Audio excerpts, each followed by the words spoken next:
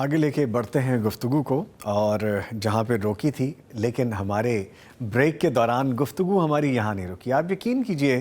کہ محبت کا یہ عالم ہے، جب آپ ایسی بڑی شخصیات کے ساتھ بیٹھتے ہیں، آپ کو ان کے ایک ایک جملے سے سیکھنے کو ملتا ہے۔ دین کو یہ عمل کر کے دکھاتے ہیں،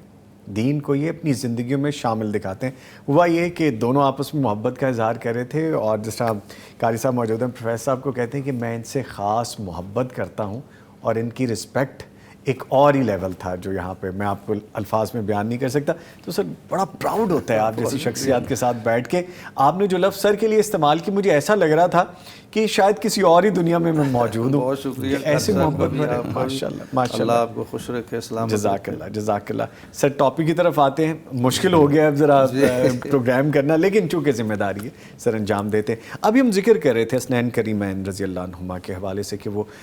دوران نماز پیٹھ پہ سوار ہو گئے اور پھر سجدہ لمبا کر دیا گیا نبی مکرم صلی اللہ علیہ وسلم کی جانب سے۔ آپ ان کو گود میں بھی اٹھا لیا کرتے تھے نبی مکرم صلی اللہ علیہ وسلم، اور وہ جو محبت کا عالم ہے، جس طرح کوئی بھی نانا عام روٹین میں نانا ہو، دادا ہو، بڑے بزرگ بچوں کو اٹھا لیا کرتے ہیں، لیکن یہ تو ایک معاملہ ہی الگ ہے نا، سیکھنے کے حوالے سے بھی، بتانے کے حوالے سے بھی۔ پلیز فرمائیے گا۔ یہ نبی اکرم صلی اللہ علیہ وآلہ وسلم کو اپنے ان نواسوں سے بے حد محبت تھی، جی، اور اس محبت کا اور الفت کا اظہار آپ گاہے بگاہے اپنے عمل سے کرتے رہتے تھے۔ جی، وہ روایت جس کی طرف آپ نے اشارہ کیا وہ بھی اسی طرح ہے کہ ایک صحابی آپ صلی اللہ علیہ وسلم سے ملاقات کے لیے تشریف لائے، دروازے پہ دستک دی، آپ باہر تشریف لائے، گفتگو ہوئی، بات چیت ہوئی، جس کام کے لیے وہ آئے تھے وہ کام بتایا، آپ نے جواب دیا، تو انہوں نے محسوس کیا آنے والے شخص نے کہ آپ کے دونوں پہلو، چادر آپ نے اوڑھی ہوئی تھی، اس نے محسوس کیا کہ جیسے آپ نے اپنے دونوں بازوؤں میں کوئی بھاری چیز اٹھائی ہوئی ہے۔ تو اس نے سوال کر دیا کہ اللہ کے رسول صلی اللہ علیہ وسلم، یہ آپ نے کیا اٹھا رکھا؟ تو آپ نے چادر کو پیچھے کیا، تو وہ شخص دیکھ کر حیران رہ گیا اور خوش بھی ہوا کہ آپ کے جو دائیں جانب ہے، دایاں بازو جو ہے، وہاں پر حضرت حسن رضی اللہ عنہ تشریف فرما ہے، اور بائیں بازو پر آپ نے حضرت حسین رضی اللہ تعالیٰ عنہ کو اٹھایا ہوا ہے۔ تو اس کو پھر آپ نے بتایا، وہ آنے والا شخص جو تھا اس سے آپ نے کہا کہ انی احبہما، تم یاد رکھو کہ میں نے ان کو ویسے ہی نہیں اٹھایا ہوا، ان کے ساتھ میرا ایک خاص تعلق ہے، رشتہ داری کا تعلق تو اپنی جگہ ہے، لیکن اور بھی تعلق ہے، اور وہ یہ ہے کہ انی احبہما۔ اور ایک روایت میں ہے کہ آپ نے دعائیہ انداز میں کہا اللہم انی احبہما، اے اللہ بلا شبہ میں ان دونوں سے محبت کرتا ہوں۔ اب دیکھیے رسول اکرم صلی اللہ علیہ وسلم اپنے کیسے الفاظ کے ساتھ اور خوبصورت انداز کے ساتھ حسنین کریمین کے ساتھ اپنی محبت کا اظہار فرما، انی احبہما، میں ان سے محبت کرتا ہوں۔ اور پھر کہا کہ اے اللہ فاحبہما، تو بھی ان سے محبت کر۔ اللہ کے رسول اللہ کے حضور التجا کر رہے ہیں کہ یہ میرے محبوب ہیں، تو بھی انہیں دونوں کو اپنا محبوب بنا لے۔ اور پھر کہا تیسری بات وَأَحِبَّ مَن يُحِبُّهُمَا، اے اللہ میں تیرے حضور یہ عرض کرتا ہوں کہ جو ان دونوں سے محبت کرتا ہے تو اسے بھی اپنا محبوب بنا لے۔ سبحان اللہ، یہ کتنا بڑا اعزاز ہے، کتنا بڑا شرف ہے، اور کتنا بڑا مقام ہے حسنین کریمین رضی اللہ عنہما کا کہ حضور اپنی محبت کا بھی اظہار فرما رہے ہیں، اللہ سے بھی اور دوسروں سے بھی ان کے ساتھ محبت کا کہہ رہے ہیں، اور پھر نوید سنا رہے ہیں کہ اے اللہ جو ان سے محبت کرتا ہے تو ان کے ساتھ محبت فرما۔ یہ ایسا اعزاز ہے نظامی صاحب کہ احادیث کا اگر مطالعہ کیا جائے تو میرے خیال میں صرف یہ اعزاز آپ کے ان دونوں نواسوں کو حاصل ہے، کسی اور کو حاصل نہیں ہے، سبحان کہ اللہ، یہ محبوب مصطفیٰ ہے۔ محبوب مصطفیٰ، جس ہستی کے ساتھ محبت کرنا ہر مومن کے لیے لازم ہے، ضروری ہے۔ حضرت صلی اللہ علیہ وسلم کی محبت ہر مسلمان کا ایمان ہے، جزو ایمان ہے، بلکہ عین ایمان ہے۔ وہ شخص جو ہر مسلمان کا محبوب ہے، وہ کہہ رہا ہے کہ یہ میرے محبوب ہے، یہ میرے محبوب ہے، ماشاء اور اللہ۔ وہ اللہ سے بھی عرض کر رہے ہیں کہ تو بھی انہیں محبوب بنا لے۔ اور پھر تیسری بات یہ کہہ رہے ہیں کہ جو ان کو محبوب رکھتا ہے، جو ان کے ساتھ محبت کرتا ہے، اس کے بارے میں اللہ کے حضور میری دعا ہے کہ اللہ اسے بھی اپنا محبوب بنا لے۔ سبحان اللہ، یہ اتنا بڑا احساس ہے کہ میرے خیال میں یہ صرف حسنین کریمین رضی اللہ عنہما کو ہی حاصل ہے۔ سبحان اللہ۔ سر آپ کی جانب آؤں گا، فرمائیے گا کہ سیدنا حسن رضی اللہ عنہ سے رسول صلی اللہ علیہ وسلم کا بڑا محبت اور پیار، وہ فرمایا کرتے تھے کہ خوشبو ہیں، پھول قرار دیا ان کو، خوشبو والے پھول قرار دیا۔ تو یہ کیا اس کے بارے میں تفصیل ہے؟ بسم اللہ الرحمن الرحیم۔ یہ جو نبی صلی اللہ علیہ وسلم نے اپنے جذبات کا اظہار اپنے نواسوں کے حوالے سے کیا، روایات میں یہ ہے کہ ہما ریحانتا یا فی الدنیا، ریحانہ خوشبودار پھول کو کہتے ہیں۔ تو دونوں کے حوالے سے فرمایا یہ دونوں میرے نواسے، یہ دنیا کے اندر میرے پھول ہیں۔ اصل میں اگر آپ حقیقت پوچھیں نظامی صاحب، تو اس کی تعبیر ہم لفظوں میں نہیں بیان کر سکتے کیا کہ نبی صلی اللہ علیہ وسلم یہ فرما رہے ہوں ماشاءاللہ، اپنے نواسوں کے حوالے سے، تو ہم کہاں سے وہ الفاظ لائیں کیا بیان کریں گے ہم، کہ کیا ان بتائیں گے؟ الفاظ کی گہرائی میں کہاں تک ہم جائیں۔ پھول آپ کو پتہ ہے کہ ایک انسانی فطرت ہے کہ خوشبودار پھول کھلا ہوا ہو تو انسان کی طبیعت کے اوپر وہ کیسا اثر کرتا ہے، بڑی فریش حشاش وشاش ہو جاتا ہے۔ ایک تو اس کی نظریں، اور پھر نظروں کے ذریعے اس کی پوری اندر کی وہ یعنی ذہنی، دماغی اور قلبی اس کو سکون اور راحت ملتی ہے، کی کشش ہوتی ہے، کھنچتا چلا جاتا ہے، بالکل صحیح ہے، اور اس کے غم دور ہو جاتے ہیں۔ جی، تو گویا نبی صلی اللہ علیہ وسلم حضرت حسن اور حضرت حسین رضی اللہ عنہ سے آپ کا یعنی ایک ملاپ اور آپ کو دیکھنا، یہ آپ کی گویا ایک فطرتی مجبوری تھی کہ آپ جب تک ان کو دیکھ نہیں تھے لیتے اور ان کو اپنے ساتھ لگا نہیں تھے لیتے، اور حتیٰ کہ آپ ان کو چوم نہیں تھے لیتے، اس وقت تک آپ کو سکون نہیں تھا ملتا۔ اور اسی طرح دوسری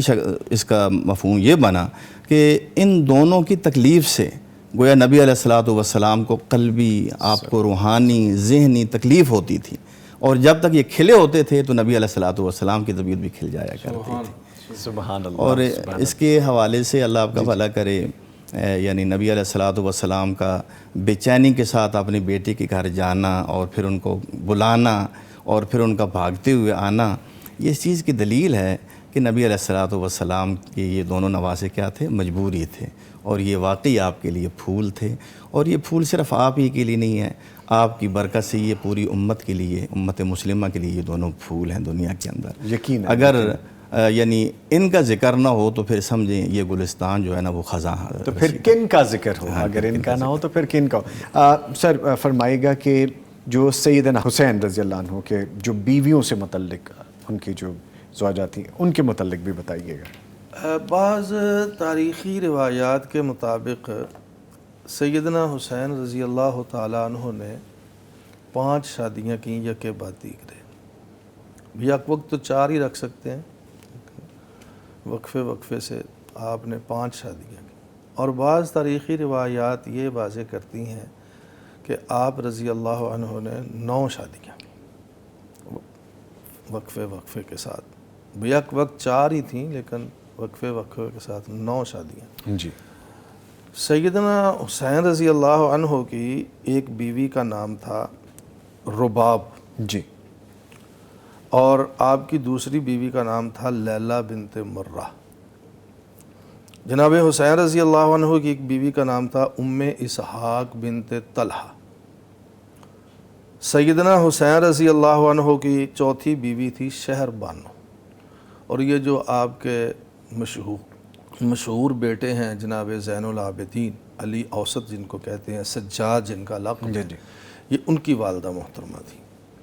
اور آپ رضی اللہ عنہ کے مشہور جو بیٹے ہیں علی اکبر، وہ بھی اسی بیوی سے تھے۔ آپ کی ایک بیوی جو ہیں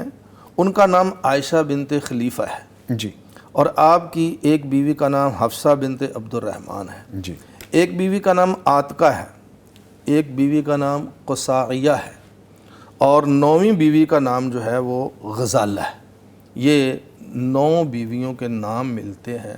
حضرت حسین رضی اللہ عنہ کی ازواج کے حوالے سے، لیکن زیادہ مشہور بات یہی ہے کہ 9 کی بجائے آپ نے 5 شادیاں کی، اور ان 5 سے ہی آپ کی اولاد ہے۔ 3 بیٹے تو یہی جو میں نے ابھی آپ کو بتائے، جی، جی، اس کے علاوہ آپ کے 2 بیٹے اور بھی تھے، ایک کا نام عبداللہ تھا، جی، اور اسی نسبت سے آپ کی جو کنیت ہے وہ ابو عبداللہ ہے، ابو عبداللہ ہے، جی، اور ایک آپ کے بیٹے کا نام جعفر تھا۔ تو یہ کل آپ کے 5 بیٹے تھے، اور حضرت حسین رضی اللہ عنہ کی 3 بیٹیاں تھیں، جی، 5 بیٹے اور 3 بیٹیاں۔ ایک بیٹی کا نام فاطمہ تھا، ایک بیٹی کا نام سکینہ تھا، اور ایک بیٹی کا نام سیدہ رقیہ تھا۔ یہ ہے تعارف جناب حسین رضی اللہ عنہ کی ازواج کا اور آپ کی اولاد کا۔ ٹھیک ہے، اچھا شیخ صاحب فرمائیے گا کہ رسول کریم صلی اللہ علیہ وسلم سیدنا حسن رضی اللہ عنہ اور سیدنا حسین رضی اللہ عنہ کے لیے پناہ کی دعا فرمایا کرتے تھے، وہ دعا کیا تھی؟ وہ دعا تو مسنون ہر مسلمان کے لیے جو اللہ کے نبی نے سکھائی ہے، وہ بڑی جامع دعا ہے۔ جی، ہر مسلمان اپنے لیے وہ دعا یوں کرتا ہے، اعوذ بکلمات اللہ التامہ من کل شیطان وہامہ ومن کل عین لامہ۔ اعوذ یعنی میں پناہ میں آتا ہوں، بکلمات اللہ التامہ، اللہ تعالیٰ کے ان کلمات کی پناہ میں آتا ہوں جو ہر لحاظ سے، تاثیر کے لحاظ سے بھی، طاقت کے لحاظ سے بھی، اثر کے لحاظ سے مکمل ہیں، ان میں کوئی کمی نہیں ہے۔ ان کلمات کی پناہ میں آتا ہوں، کس سے؟ من کل شیطان، ہر شیطان سے، وہامہ اور ہر زہریلے جانور سے جو بھی نقصان پہنچانے والا ہے اس سے، ومن کل عین لامہ اور ہر بری نظر سے جو انسان کو نقصان پہنچانے والے، جس کو نظر بد، نظر حسد کہتے ہیں۔ تو نبی صلی اللہ علیہ وسلم اپنے نواسوں کو یہی دعا جو ہے وہ اس دعا کے ذریعے اللہ کی پناہ میں یوں دیا کرتے تھے اور یہ پڑھا کرتے تھے۔ یہ گویا ایک قسم کا یوں سمجھے دم ہے، اعیذکما، جی، اعوذ کا معنی ہوتا ہے میں پناہ میں آتا ہوں، اعیذ کا معنی ہوتا ہے میں پناہ میں دیتا ہوں، اور کما یہ مخاطب تثنیہ کے لیے ہے، میں تم دونوں کو، اے میرے پیارے نواسو، میں تم دونوں کو پناہ میں دیتا ہوں، کس کی؟ بکلمات اللہ التامہ، اللہ تعالیٰ کے کامل کلمات کی پناہ میں دیتا ہوں، من کل شیطان، ہر شیطان سے بھی، وہامت اور ہر زہریلے نقصان دینے والے جانور سے بھی، ومن کل عین لامہ اور ہر لگ جانے والی نقصان پہنچانے والی نظر سے بھی میں تمہیں اللہ کی پناہ میں دیتا ہوں۔ اور پھر ساتھ یہ بھی فرمایا کرتے تھے کہ تمہارے والد حضرت ابراہیم علیہ السلام بھی اپنے دونوں بیٹوں حضرت اسماعیل اور حضرت اسحاق کو انہی کلمات کے ذریعے دم کیا کرتے تھے۔ تو اس سے یہ ہمیں پتہ چلتا ہے کہ نبی صلی اللہ علیہ وسلم نے ایک بہترین علاج بتایا ہے، اور یہ یعنی کسی بھی حفظان صحت کے لیے اور کسی جان کو ہر طرح کے بیماری سے محفوظ رکھنے کے لیے ایک نسخہ یہ بھی ہے، اور یہ بڑا مؤثر نسخہ ہے، اور بلکہ اس میں جن چیزوں سے پناہ مانگی گئی ہے ان کا میڈیکل علاج کوئی نہیں ہے۔ مثال طور پہ شیطان، تو شیطان کا کام کیا ہوتا ہے؟ شیطان ایک تو گمراہ بھی کرتا ہے، دل میں برے وسوسے بھی ڈالتا ہے، اور ایک شیطان کی اپنی ایک نظر بھی ہوتی ہے، اس کا چھونا بھی ہوتا ہے، جس طرح قرآن میں یتخبطہ الشیطان من المس، یہ بعض بیماریاں ہوتی ہیں کہ شیطان بعض لوگوں کو خبتی بنا دیتے ہیں، اور یہ بہت خوفناک، اس کا علاج تو اب کوئی تو نبی علیہ السلام ایک تو اس سے پناہ میں دیا کرتے تھے، اللہ کی پناہ میں ان دونوں کو، نمبر 2 زہریلے جانوروں سے، اور نمبر 3 نظر حسد، نظر بد سے، یہ اتنی خوفناک ہے کہ اللہ کے نبی نے فرمایا العین حق، کہ یہ نظر بد جو ہے یہ بالکل حق ہے، یعنی لگ جاتی ہے، حتیٰ کہ بعض لوگوں کو قبر میں پہنچا دیتی ہے اور بڑے بڑے بہترین مویشیوں کو ہنڈیوں میں ڈال دیتی ہے۔ تو اس سے ایک یہ بھی ہمیں پتہ چلتا ہے کہ نمبر ایک ماں باپ کو چاہیے کہ وہ اپنی اولاد کے لیے جہاں وہ ان کی صحت کا اس طرح خیال رکھتے ہیں، وہ اللہ تعالیٰ سے دعاؤں کا بھی اہتمام کیا کریں، اور بچوں کو بالخصوص ایسی دعائیں سکھایا کریں تاکہ وہ ایسی تمام تکلیف دہ چیزوں سے محفوظ رہا کریں جن کا میڈیکل میں کوئی علاج نہیں ہے۔ اور ہم پیسے خرچ کرتے کرتے ہم کنگال ہو جاتے ہیں لیکن شفا یاب نہیں ہوتے، اور اثر بیماری وہی ہوتی ہے جو نبی علیہ الصلوۃ والسلام نشاندہی فرمائی ہے۔ اور اس کے علاوہ ہمیں ایک یہ بھی پتہ چلتا ہے کہ جس طرح ہمارے ہاں جاہلی معاشرے میں بھی کہہ لیں یا لا علمی کی وجہ سے کہہ لیں کہ ہم یہ سمجھتے ہیں کہ مثال طور پہ آپ نے دیکھا ہوگا بچوں کو دھاگے بندوائے ہوتے ہیں، یہ کس لیے ہے جی؟ یہ نظر بد سے بچنے کے لیے، یہ کوئی کہاں سے کسی رنگ کا دھاگا بندھا ہوا ہے، کالی گاڑی کو کالا ربن باندھ دیا جاتا ہے کہ وہ کالی بھی گاڑی ہے اور اس کو بالکل۔ ہم تو خیر انسانوں کی باتیں کرتے ہیں، جیسے ہمارا یعنی ہمارا وہم ہوتا ہے کہ مجھے نظر نہ لگ جائے، میرے بچوں کو نظر نہ لگ جائے، مجھے بیماری نہ لگ جائے، یہ تکلیف نہ ہو جائے، بلکہ حتیٰ کہ یہاں تک ہوتا ہے جیسے کہ میں اگر یہ اتاروں گا تو میرا یہ حال ہو جائے گا۔ جیسے ایک صحابی کو آپ نے دیکھا، اس نے ایک دھاگا باندھا ہوا تھا، تو پوچھا یہ کیوں باندھا ہوا؟ کہنے لگے وہن، ایک مجھے کمزوری جسم میں آ جاتی ہے تو میں یہ باندھوں۔ فرمایا یہ تیری کمزوری کو اور بڑھا رہا ہے، بڑی خوبصورت بات تو ہے، اس کو اتار دو۔ تو اس لیے اور تیسری بات یہ ہے کہ اتنی عظیم ہستی بھی وہ خود یہ دعویٰ نہیں کر رہی کہ میں بچا سکتا ہوں، بلکہ وہ اللہ کی پناہ میں دے رہے ہیں۔ گویا اس کائنات میں اگر حضرت حسن، حضرت حسین جیسی ہستیاں بھی وہ اللہ کی پناہ کی محتاج ہیں تو پھر ہر انسان اللہ ہی کی پناہ کا محتاج ہے۔ اور قرآن نے یہی کہا ہے وَهُوَ يُجِيرُ وَلَا يُجَارُ عَلَيْهِ، وہی پناہ دیتا ہے اور اس کے خلاف کوئی پناہ نہیں دے سکتا۔ حضرت موسیٰ علیہ السلام کو جب فرعون نے دھمکی دی تھی کہ میں تمہیں قتل کر دوں گا تو انہوں نے یہی کہا تھا اعوذ بربی وربکم ان ترجمون، میں اپنے اور تمہارے رب کی پناہ میں آتا ہوں اس سے کہ تم مجھے سنسار کرو، وہ ان کو نقصان نہیں پہنچا سکتے، تو اللہ ہی کی پناہ مانگنی چاہیے۔ ٹھیک ہے، چونکہ وقت ختم ہو گیا اور ایسے ہی کر کے ٹائم گزر گیا ہے، ورنہ بہت ساری چیزیں تھیں ہم چاہتے تھے آپ سے مزید ڈسکس کریں۔ میں اپنے معزز مہمانوں کا شکریہ ادا کروں گا، ہمارے ساتھ موجود رہے قاری شفیق الرحمان نلوی صاحب، سر آپ کے آنے کا بہت شکریہ اور ایسی خوبصورت فیل دینے کا بہت شکریہ کہ چند لمحوں کے لیے ہم اس پروگرام میں موجود نہیں تھے۔ اور ہمارے ساتھ موجود رہے پروفیسر عبدالستار حامد صاحب، سر آپ کے بھی آنے کا بہت شکریہ، تھینک یو ویری مچ۔ جاتے جاتے ایک چیز میں کہتا جاؤں گا کہ ہم نے بات کی فضائل حسنین کریمین رضی اللہ عنہما کے حوالے سے، یہ گفتگو نہیں ہے، یہ وہ ہے جو دین اسلام ہے جس پہ ہمیں عمل کرنا ہے۔ کسی خاص ایک دن، ایک موقع اور چند دنوں کے لیے ہمیں یہ یاد نہیں کرنا، ہمیں زندگی بھر یہ یاد رکھنا ہے اور اسی پہ عمل بھی کرنا ہے۔ اس کے ساتھ ہی نوید نظامی اور پوری ٹیم کو اجازت دیجیے، اپنا اور اپنے پیاروں کا خیال رکھیے، پھر ملاقات ہوگی، تب تک کے لیے اللہ حافظ۔